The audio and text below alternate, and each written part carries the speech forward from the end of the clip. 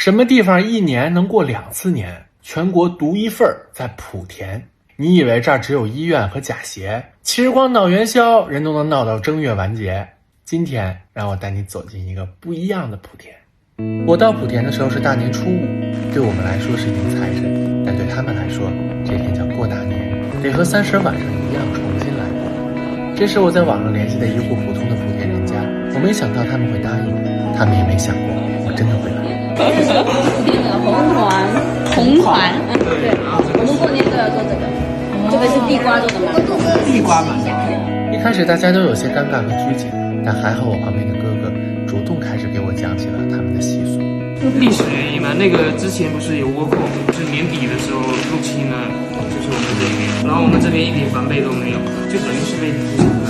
所以说就是没过好年，所以要补过一个年。倭寇是哪里来的倭寇？日本。我就突然想起我来的路上看到了这边张贴的很多白头的对联。是，因为过年要喜庆嘛，但是呢又要缅怀先人嘛，所以当然那个外面的烟花逐渐多到开始迎接不暇，因为家家户户都要先放炮才能开饭，我们也不例外。而这一大桌年夜饭也和我想象中完全不一样。首先是他们这边过年居然不吃饺子，过年不吃饺子，主食就是一盆叫白果的年糕，或者粉粉的加了红菇的卤面，鲜香四溢，一点辣味都没有，但贼香。硬菜鱼虾蟹螺必不可少，猪脚肥而不腻，老鸭汤清而不淡。北方喝汇源，这里喝贝奇，最后再来一道海蛎子汤，这就是我的年夜大餐。您能教我说一句？点妈妈吃饭嘛？这个比较难学。点吗？中文会有爹这种音吗？比学英语还困难。怎么说呢？那个夜晚也许我真的喝得有点醉，但是那种温度，那种因为过年人与人之间重新连接在一起的情愫，好真实，又好像梦里。但无论如何，这大概是我过的最像样的一个年。然而第二天一早，当仙游风停的造丽舞跳起来的时候，我才意识到昨天的话真的说得有点早。我从来没有见过这么多鞭炮同时燃放，一瞬间浓烟四起，一时间竟遮云蔽日，各种服饰、各种面具、各种乐器、各种颜色的队伍都穿过浓雾，迎着朝阳浩浩荡荡的启程。所到之处，家家户户就跪拜迎接。一旦队伍走过，空气就又突然变得安静，只剩下扫帚扫地的声音。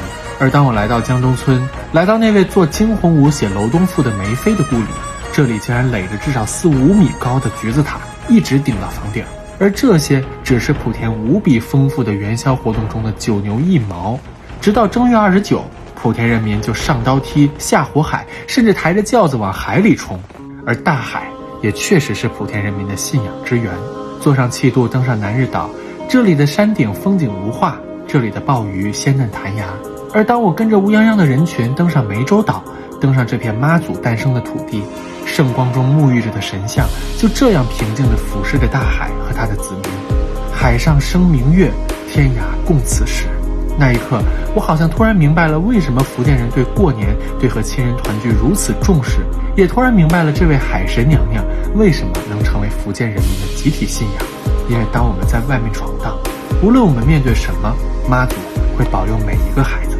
而我脸上像海一样清透零分感的妆容，自然得靠我们的 NARS 超方瓶。真的很难相信，从早上7点游神到现在，我一个干皮带妆一整天都没有卡粉暗沉脱妆，大概只有含有70%养肤精华专为干皮设计的超方瓶才能做到吧。无论在任何城市、任何气候、任何场合，只要用它就可以滋润保湿一整天。然而按理说轻薄服帖，遮瑕力就会差，但超方瓶却能把瑕疵毛孔瞬间磨皮，隐藏得干干净净。不仅如此，它还能 hold 得住各种光线，天再黑，这张脸都亮得发光，颜值立马提升 N 个度。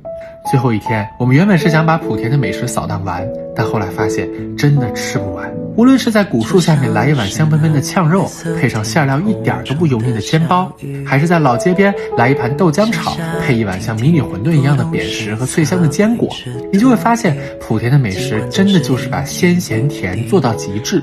辣并不是好吃的唯一标准，能把食物本味发挥巧妙，同样是优秀的美食。而当我走进古桥楼，走进莆田博物馆，走进南少林寺，我又发现莆田人民原来不光会做生意，他们竟然还文武双全。一个地方出2482名进士和21名状元是什么概念？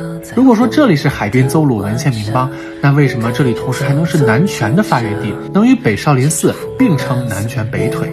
我就在想，莆田真的是一个好神奇的地方，南来北往，交通便利，所以这里的人擅长做生意，能文能武，海纳百川，所以这里的人头脑灵活，行行都能出状元。而抗倭的历史，团结的家族，又让这里的人够忠义，有勇气，能众志成城，能造得出奇迹。莆田人把年过成了一场无比绚烂的梦，更把世界的梦想都收入囊中。